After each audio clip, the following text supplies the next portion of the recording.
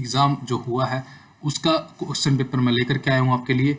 और नई वीडियोज़ के लिए आप सब्सक्राइब कर सकते हो चैनल को, क्योंकि हम जो है पीजीटी हिस्ट्री और यूजीसी नेट पर हमारा फोकस है। तो यहाँ पे हम स्टार्ट करते हैं हमारा फर्स्ट क्वेश्चन। पाषाण युगीन मानव को जहाज की जानकारी कब हुई? तो ये नवपाषाण काल में हुई थी। और साथ में यहाँ पे आंसर भी दिए गए हैं दोस्तों इनके। हैंड एक्स या क्लेवर आदि जो उपकरण है किस पाषाण कालीन परंपरा के परिचायक है? ये दोस्तों कई बार क्वेश्चन आ चुका है, इंपॉर्टेंट है, इनको आप टर्म्स को याद कर लीजिए। हैंड एक्स क्लेवर जो है वो किस उपकरण जो है ये किस पाषाण कालीन परंपरा के परिचायक है? पूरा पाषाण काल के हैं, निम्न पूरा पाषाण काल के हैं, मध्य पाषाण काल के हैं, नवपाषाण काल के हैं। तो ये दोस्तों निम्न पूरा पाषाण काल से संबंधित है, तो ये हमें खुदाई वगैरह में मिले हैं। थर्ड देखिए, सैंडोस पूरा स्थल जहाँ जो है जुकर जागर संस्कृति विकसित हुई वो कौन सा स्थल है? चनोदरा दोस्तों एक ऐसा स्थल है जहाँ पर जुकर जागर संस्कृति की जो है विकसित हुई है। दोनों संस्कृति यहाँ पर मिलती हैं। फोर्थ देखिए, स्वतंत्रता के उपरांत भारत के किस प्रांत से सबसे अधिक सैंडो पुरा स्थल खोजे गए हैं? तो ये गुजरात के अंदर है दोस्तों। सबसे ज्यादा जो है जब हम आजाद हुए उसके बाद गुजरात के अंदर सबसे ज्यादा साइट्स मिली हैं हड़प्पा सभ्यता की। सिंधु घाटी की लिपि की सूचना प्राप्त होती है तो ये कहाँ से होती है? दोस्तों मोहरों से होती है। मोहरों के ऊपर क्या है, इनकी जो चित्रात्मक जो लिपि थी और उसके टैग वगैरह वहां पर लगे हुए हैं। छठा देखिए, ऋग्वेदिक संहिता की रचना किस क्षेत्र में हुई? तो ये सब छंदो प्रदेश में हुई। तो जहाँ पर जो 7 नदियों का जो प्रदेश है वहां पर इसकी हमें जानकारी मिलती है। छांदोग्य उपनिषद का संबंध जो है किस वेद संहिता से है? दोस्तों ये सामवेद से संबंधित रखता है। जो छांदोग्य उपनिषद है सबसे प्राचीन उपनिषद इसको मानते हैं और ये सामवेद से संबंधित है। उपनिषदों का जो प्रतिपाद विषय क्या रहा है? तो ये दार्शनिक विवेचन इनके अंदर मिलता है, दार्शनिक से संबंधित है, दार्शनिकता के विचार इसके अंदर संबंधित है। नौवा देखिए, 6वीं शताब्दी से पूर्व में होने वाले धार्मिक आंदोलन में से निम्न में से कौन सा आचार्य जो है नितांत भौतिकवादी था? तो ये क्वेश्चन कई बार आ चुका है दोस्तों। भौतिकवादी ये अजीत केस कम्बलिन था, ये इंपॉर्टेंट क्वेश्चन है। जैन धर्म के 23वें तीर्थंकर माने जाते हैं तो कौन है? वो पार्श्वनाथ माने जाते हैं। गौतम बुद्ध के पिता सुधोधन कहाँ के राजा थे? तो दोस्तों ये कपिल वस्तु के शाक्य वंश से संबंधित थे सुधोधन। 12वां देखिए, बौद्ध धर्म संबंधी चतुर्थ संगति जो चौथी संगति हुई जिसके अध्यक्ष कौन थे? तो ये दोस्तों हमारे वसुमित्र थे और कनिष्क के टाइम में ये हुई थी। और कश्मीर में वो था इस संगति के अध्यक्ष वसुमित्र थे तथा उपाध्यक्ष की जब बात होगी तो ये सब दोस्तों इंपॉर्टेंट है ये फैक्ट यहाँ पर। नवदा भक्ति की संपालना की जो संकल्पना है दोस्तों वो किस धर्म का एक महत्वपूर्ण संस्कार है? तो वैष्णव धर्म के अंदर जो है नवदा भक्ति का यानी कि महत्व है। इसके अंदर दोस्तों क्या होता है कि मूर्ति, धूप, दीप, इस टाइप से 9 चीजें हो जाती है इसके अंदर। 14 देखिए, शैव धर्म में शिव और शक्ति के सम्मिलित रूप अर्धनारीश्वर की जो संकल्पना है वो किस युग में? तो ये गुप्त युग की संकल्पना है। गुप्त युग में जो है इस टाइप की मूर्तियां बनने लग गई थी। तो यहाँ पे इनको सूची को क्या है एक दूसरे से मिलाना है कि कौन सी इसकी राजधानी है। तो कुरु वंश का आपको पता है, कुरु की राजधानी इनमें कौन सी बनेगी? तो कुरु की बनेगी इंद्रप्रस्थ और कौशाम्बी जो है कौशल की बनेगी, नहीं वत्स की बनेगी दोस्तों। कौशाम्बी वत्स की कौशाम्बी बनेगी और मगध की बनेगी राजगृह और कौशल की बनेगी अयोध्या। बी का 3 देखिए किसमें दिया गया है? बी का 3 यहाँ पर थर्ड में दिया है, इसमें दिया गया सेकंड में, तो यहाँ पे ये हो जाएगा सही। प्राचीन भारत में सेंड्रोकोप्टस के नाम से जाने जाने वाले भारतीय शासक कौन था? तो ये चंद्रगुप्त मौर्य को जो है सेंड्रोकोप्टस और एक और एंड्रोकोप्टस, 2 नाम इनके अलग अलग मिलते हैं। इंडिका नामक यूनानी ग्रंथ का लेखक कौन था? तो ये मैगसनीज था। अशोक के किस शिलालेख में उसके कली विजय का उल्लेख मिलता है? तो ये 13वें शिलालेख के अंदर उसके विजय का उल्लेख मिलता है। और दोस्तों मैंने यूजीसी नेट के सभी एग्जाम डाले हुए हैं, विद डिटेल आप कर सकते हो। काफी अच्छे अच्छे क्वेश्चन उसमें आए हुए हैं क्योंकि कई बार रिपीट होती रहती है चीजें, तो आपको सभी पढ़नी चाहिए। मैंने ऑल जितने भी हमारे स्टेट हैं सभी स्टेट्स के मैंने पीजीटी के एग्जाम डाल रखे हैं, तो आप दोस्तों जरूर उनको करके जाइए जो भी आपका एग्जाम है, क्योंकि ये काफी बेनिफिशियल होते हैं। एक दो क्वेश्चन पता नहीं कहाँ से आ जाए और वो हमारा ठीक हो जाए। मौर्य काल में जो राजकीय मुद्रा को क्या कहा जाता है? तो राजकीय मुद्रा को उस टाइम पे पर्ण कहा जाता था। आपने पढ़ा होगा कि सबसे ज्यादा जो है 60,000 पर्ण वेतनमान होता था एक मंत्री का, सबसे ज्यादा माना गया है ये। और आपने ये भी पढ़ा होगा कि जो है जो चंद्रगुप्त मौर्य को जो है जब ये चाणक्य खरीद के लाता है तो 1000 काष्ठा पर्ण में खरीद के लाता है, तो आपने पर्ण वहां पे भी सुना होगा। निम्न में से किस मौर्य शासक जो मौर्य शासक है अजीब मत का जो समर्थक था? तो यहाँ पर दशरथ ने जो है गुफाएं दान दी हैं, आपने उस टाइप से भी इसको पढ़ सकते हो। संप्रति जैन था। जालोक जो है शैव वंश से संबंधित था, यानी कि शैव को मानता था। और चंद्रगुप्त मौर्य तो आपको पता ही है। दक्षिण भारत में आयोजित तीसरे संगम की अध्यक्षता करने वाले तमिल विद्वान कौन थे? तो ये नकीरर था। थर्ड संगम की अध्यक्षता नकीरर ने की है। अगस्त्य ने की है पहले की, और जो है सेकंड की, उसके बाद थर्ड की है नकीर ने। इनमें से किस ग्रंथ में जो है यूनानी आक्रमण का उल्लेख रहता है? यह भी पता चलता है कि यूनानी पाटलिपुत्र तक पहुंच गए थे। तो पाटलिपुत्र तक पहुंच गए थे, ये किसके अंदर? गार्गी संहिता के अंदर इसका उल्लेख मिलता है। किस शासक के शासनकाल में जो है सेंट थॉमस नामक ईसाई भारत में ईसाई धर्म के प्रचार के लिए आया था? तो ये 30 ईस्वी के लगभग आया था और उस टाइम शासन था गोंदो फर्निज का। एक इसका राइट आंसर हो जाएगा। गाथा सप्तशती नामक जो प्राकृतिक साहित्य का लेखक राजा जो है कौन था? तो ये हाल ने जो है गाथा सप्तशती लिखी है। चीन के शासक को पराजित करने वाला प्रथम भारतीय शासक कौन था? तो ये कनिष्क था। आंध्र प्रदेश के करीमनगर था नालगोंडा जिले जो है किस खनिज के उत्पादन के लिए प्राचीन काल से विख्यात थे? तो ये लोहा और इस्पात जो है आंध्र प्रदेश के करीमनगर और नालगोंडा जिले के अंदर इंपोर्टेंट थे। लोहा और इस्पात दोनों धातु वहां से उस टाइम पे प्राप्त हो जाती थी। पेरिप्लस के में उल्लेखित कौन सा बंदरगाह अपने मोती उत्पादन के लिए विख्यात था? तो ये दोस्तों यहाँ पे कोरिकोई जो है आपको याद रखना है। तो ये मोती उत्पादन के लिए कोरिकोई जो है इंपोर्टेंट बंदरगाह हुआ है। महाराजाधिराज की उपाधि धारण करने वाला प्रथम गुप्त सम्राट कौन था? तो ये चंद्रगुप्त प्रथम ने सबसे पहले महाराजाधिराज की उपाधि धारण की थी। चंद्रगुप्त द्वितीय विक्रमादित्य ने एक किस राजवंश से वैवाहिक संबंध नहीं स्थापित किया? नागवंश में इनकी बहन थी कुबेर नागा। वाकटक वंश से इसने अपने जो है जो पुत्र का विवाह किया था, नहीं पुत्री का किया दोस्तों। रुद्रसेन जो रुद्रसेन था, रुद्रसेन सेकंड था, उससे अपनी पुत्री का विवाह किया था। कदम वंश से जो है कदम वंश से जो है इनकी खुद की शायद मैरिज हो रखी थी। यहाँ नीचे पढ़िए एक डिटेल। विक्रमादित्य ने नागवंश की राजकुमारी जो है नागवंश की राजकुमारी कुबेर नागा के साथ अपना विवाह किया था। और रुद्रसेन जो चंद्रगुप्त द्वितीय ने अपनी पुत्री प्रभावती गुप्ता का विवाह जो वाकटक नरेश रुद्रसेन द्वितीय से किया था। यह देखिए यहाँ पे कदम वंश से जो वैवाहिक संबंध उन्होंने कुमार गुप्त का स्थापित किया था। तो ये इंपोर्टेंट होते हैं कदम वंश से कुमार गुप्त। तो इसको इस टाइप से भी आप याद रख सकते हो क्योंकि यहाँ पे डिटेल अच्छे से दी गई है, तो आप इसको अच्छे से समझ सकते हो। किसने कौन सा नाटक लिखा है? तो उसको सूची के क्रमबद्ध करना है। शूद्रक का जो है यहाँ पे पढ़िए आप। विल्हण की रचना कौन सी है? वारामहिर की कौन सी है? तो यहाँ पे वारामहिर की रचना दोस्तों यहाँ पे दी गई है। वृत्त संहिता जो है वारामहिर ने लिखी है। कई बार ये क्वेश्चन आ चुका है तो रिपीट चीजें हैं। और विशाख दत्त का है देवी चंद्रगुप्तम। शूद्रक ने लिखा है दोस्तों यहाँ पर मृच्छकटिकम। और विल्हण की है प्रबंध चिंतामणि। तो ये इंपॉर्टेंट थे, काफी इंपॉर्टेंट है। प्रबंध चिंतामणि काफी इंपॉर्टेंट है यहाँ पर। कल्याणी के चालुक्य विक्रमादित्य शिष्ट ने जो है विक्रमादित्य चरित्र लिखा है। निम्न में से किसने क्या है सोने के सिक्के वजन में सबसे अधिक भारी थे? तो यहाँ पर स्कंदगुप्त के सिक्के जो है दोस्तों सबसे अधिक भारी थे।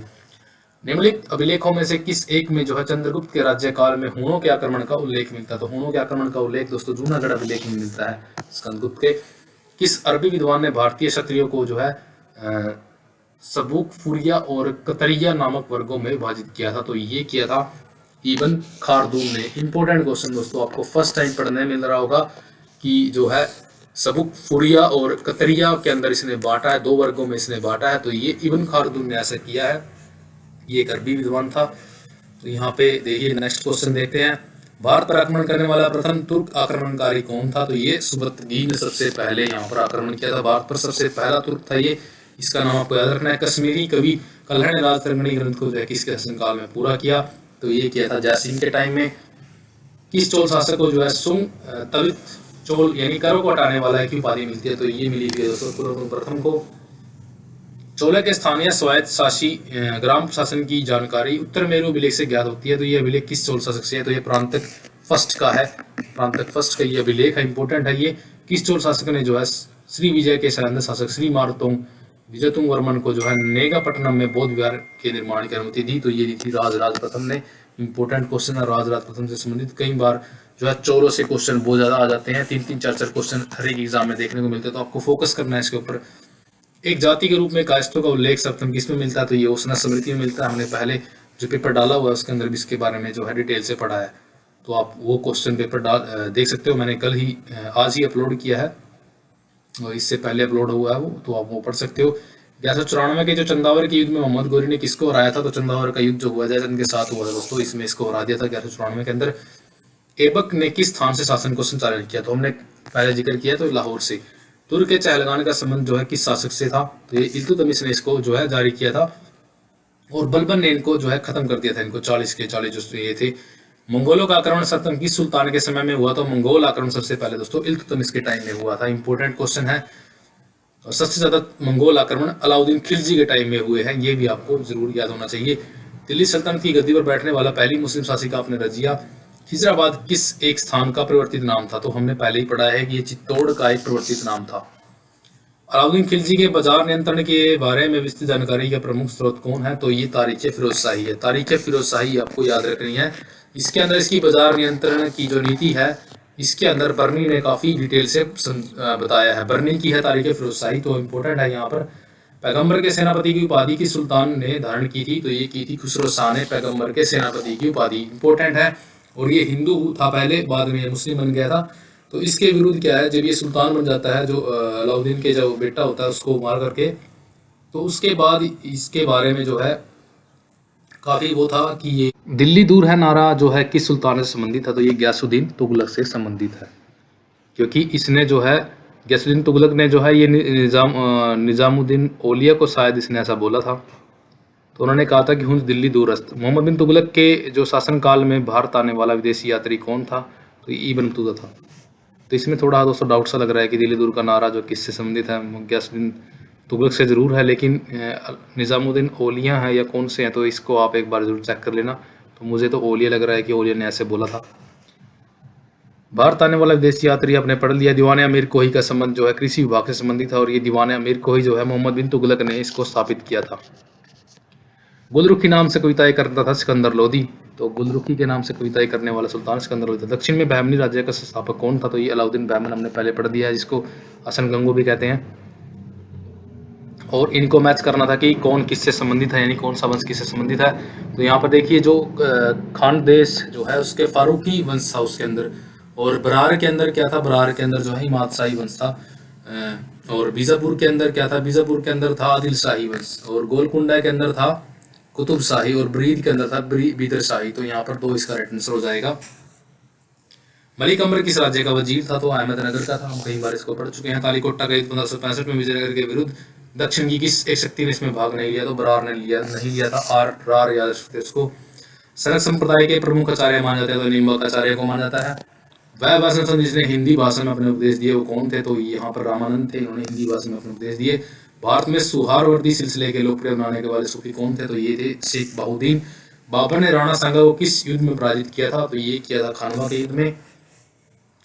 ब्रह्मजीत गौड़ किस भारतीय शासक का सेनापति था? तो ये शेरशाह सूरी का जो है सेनापति था। ब्रह्मजीत गौड़ इंपोर्टेंट है, याद रखना आप लोग इसको। किस भारतीय शासक का सेनापति था ब्रह्मजीत गौड़? अकबर और राणा प्रताप के बीच हल्दी घाटी का युद्ध हमने पढ़ा है 1576। महान मुगल सम्राट अकबर के जीवन की अंतिम विजय कौन थी? तो ये जो सीलगढ़ का हमने पहले जिक्र किया है, तो ये की अंतिम विजय थी। इसको इन्होंने सोने की कुंजी से खोला था, मतलब कि इसने घूस दे करके वहां पर अब्दुल्ला गनी नामक कोई व्यक्ति था, उसको घूस दे करके इसने जो है किले के दरवाजे खुलवा लिए थे, और सेना अंदर एंटर हो गई थी, उससे इसने किले को जीत लिया था। मोल काल के में जो है गृह विभाग का प्रधान अधिकारी कौन होता था? तो ये खाने सामा होता था। खाने जहां लोधी का विद्रोह किस मुगल शासक के समय में हुआ? तो ये शाहजहां के समय में हुआ खाने जहां लोधी का विद्रोह। विलियम नॉरिस के नेतृत्व में एक मिशन जो है व्यापारिक सुविधाएं प्राप्त करने के लिए किस मुगल सम्राट के दरबार में उपस्थित हुआ? तो ये औरंगजेब के टाइम में विलियम नॉरिस को अपने याद रखना है कि औरंगजेब के दरबार में इसके ये आया था। ईस्ट इंडिया कंपनी को सुनहरा प्रमाण कब प्राप्त हुआ? तो ये क्वेश्चन यूजीसी नेट में भी आ चुका है 1632 के अंदर। ये गोलकुंडा के सुल्तान ने दिया था, ये भी आपको याद होना चाहिए। गोलकुंडा का सुल्तान ने ये इनको दिया था। इंपॉर्टेंट है ये दोस्तों, काफी इंपॉर्टेंट क्वेश्चन है। 1632 भी आपको याद होना चाहिए। मराठा शक्ति संस्थापक शिवाजी का जन्म हुआ था शिवनेर दुर्ग के अंदर। शिवनेर दुर्ग शिवाजी शिवनेर, इस टाइप से याद रख सकते हो। मराठा छत्रपति शिवाजी के साथ मुगल सेना से संघर्ष हुआ था, तो ये 1657 में हुआ था। इंपॉर्टेंट है, सबसे पहला संघर्ष 1657। 1857 से 200 वर्ष पहले, इसको ऐसे याद रख सकते हो आप। मराठा प्रशासन में अमात्य मजूमदार का कार्य क्या था? मराठा प्रशासन के अंदर अमात्य जो मजूमदार होता था, ये राजस्व से संबंधित होता था। राजस्व से लेखन का कार्य जो है ये मजूमदार करता था। आय व्यय का ब्यौरा रखता मजूमदार रखता था। 1766 में वो पानीपत के तृतीय युद्ध में किन 2 शक्तियों के बीच हुआ? तो ये हुआ दोस्तों हमारे मराठे और अब्दाली के मध्य। मराठे हार गए और अब्दाली जीत गया। अवध राज्य का अंतिम नवाब हमने पढ़ा है बाजीद अली शाह। कई बार ये क्वेश्चन रिपीट होता है। बंगाल में ब्लैक होल की घटना 1756 में किस नवाब के समय में हुई? तो ये सिराजुद्दौला के टाइम में हुई। इसमें हमने पहले जिक्र किया था कि जिसके अंदर 100 से ऊपर अंग्रेज थे, जिनको एक छोटी सी काल कोठरी के अंदर बंद कर दिया गया था। वो कोठरी इतनी तंग थी कि गर्मी के दिन थे और उसमें घुटन के कारण कई अंग्रेज मारे गए थे। और होलवेल जो है एक व्यक्ति था, अंग्रेज था, वो इससे बच गया था। उसने ही इस घटना को सनसनीखेज बनाया था और कई इतिहासकारों का मानना है कि ये घटना जो है सही नहीं है, ये काल्पनिक है या वैसे ही कर दी गई है अंग्रेजों के द्वारा। अब पूर्व का साम्राज्य हमारे कदमों में है, लॉर्ड वेलेस्ली का कदम किस आंग्ल मैसूर युद्ध से संबंधित? तो ये चौथे मैसूर आंग्ल युद्ध से संबंधित है। वेलेस्ली ने ये बोला है। हथकरघा यूनियन के क्षेत्र में ऑल इंडिया जो स्पिनर्स एसोसिएशन की स्थापना किसने की थी? तो ये की थी महात्मा गांधी ने। ऑल इंडिया स्पिनर्स एसोसिएशन हथकरघा उद्योग से संबंधित। ईस्ट इंडिया कंपनी के शासनकाल में लागू स्थायी बंदोबस्त व्यवस्था के समय किस गवर्नर का नाम जुड़ा हुआ है? तो ये लॉर्ड कॉर्नवालिस 1792-93 में ये लागू की गई थी। किस चार्टर एक्ट द्वारा कंपनी के व्यापारिक एक अधिकार को समाप्त किया गया? तो ये किया गया 1813 के बाद। और चाहे चीनी का व्यापार बना रहा हो, चाहे चीनी का व्यापार जो है वो भी इससे 1833 से खत्म कर दिया गया। वर्नाक्युलर प्रेस एक्ट को जो है किस गवर्नर ने समाप्त किया? तो ये रिपन ने समाप्त किया। 1882 में डेट पूछी जा चुकी है दोस्तों, किस डेट में जो है इसको खत्म किया गया? तो ये 1882 आपको याद रखना है। रामकृष्ण मिशन की स्थापना करने वाले बुद्धिजीवी कौन थे? तो आपने विवेकानंद को बहुत बार पढ़ा है। तो नेक्स्ट क्वेश्चन देखिए, बंगाल के मुस्लिम पुनर्जागरण के पिता कहे जाने वाले मुस्लिम विद्वान कौन है? तो ये अब्दुल लतीफ है। तो ये बंगाल के मुस्लिम पुनर्जागरण के पिता कहे जाते हैं अब्दुल लतीफ, आपको याद रखना है। तो आपको इसको अब्दुल लतीफ आप इस टाइप से याद रखते हो कि ये अकबर का जो है, ये इसी नाम का व्यक्ति अकबर का जो है एक शिक्षक हुआ है अब्दुल लतीफ, तो उस टाइप से भी इसका नाम आप याद रख सकते हो। 1929 के शारदा अधिनियम द्वारा लड़कियों के विवाह की आयु निर्धारित की गई, तो ये जो है 14 वर्ष जो है तय कर दी गई थी। इंपॉर्टेंट क्वेश्चन है। शारदा जो अधिनियम है, हरिलाल शारदा ने इसको लागू करवाने में काफी संघर्ष किया। स्वामी दयानंद सरस्वती ने आर्य समाज की स्थापना की थी, तो ये इन्होंने बम्बई में की थी। उसके बाद जो है इसका मुख्यालय लाहौर में चला गया था। पहले बम्बई ही आएगा जब भी ऐसा क्वेश्चन आएगा, लेकिन जब भी सेकंड की बात होगी तो लाहौर होगा। रामकृष्ण मिशन की स्थापना हमने पढ़ लिया है। निम्नलिखित पुस्तकों और लेखकों को उनके युग में कौन सा सत्य नहीं दिया गया है? तो अशोक मेहता की सिविल रिबेलियन इन म्यूटिनी यहाँ पे गलत दिया गया है। एस एन सेन की 1857 सही दी गया है। V D Savarkar the Indian war of independence यहाँ पर सही दी गई है। सिविल रिबेलियन इन म्यूटिनी जो है ये किसी अंग्रेज राइटर से संबंधित है, यहाँ पे थर्ड ही इसका आंसर होगा। 1857 के विद्रोह के केंद्र उनके नेताओं पर विचार कीजिए, इनको आपस में मिलाना है। तो देखिए, नाना साहिब कानपुर से संबंध रखते हैं और नवाब जो हमीद अली खान है यहाँ पर ये संबंध रखते हैं नवाब हमीद अली दिल्ली से। मौलवी अहमदुल्ला को हमने कई बार पढ़ा है, ये अवध से संबंधित है। मनीराम जो दीवान है ये असम से संबंधित है, तो यहाँ पर थर्ड इसका राइट आंसर हो जाएगा। अंग्रेज के विरुद्ध खांसी विद्रोह का नेतृत्व किया था, तो ये किसने किया था? तीरथ सिंह ने किया था। तीरथ सिंह से आप याद सकते हो कि इस टाइप से इसको याद रखिए कि तीरथ को खांसी हो गई थी, तो इस टाइप से आप इसको याद रख सकते हो। ये थे हमारे दोस्तों ये आज के 85 क्वेश्चन इस एग्जाम के। तो मिलते हैं हमारे नेक्स्ट वीडियो में। आपको कैसी वीडियो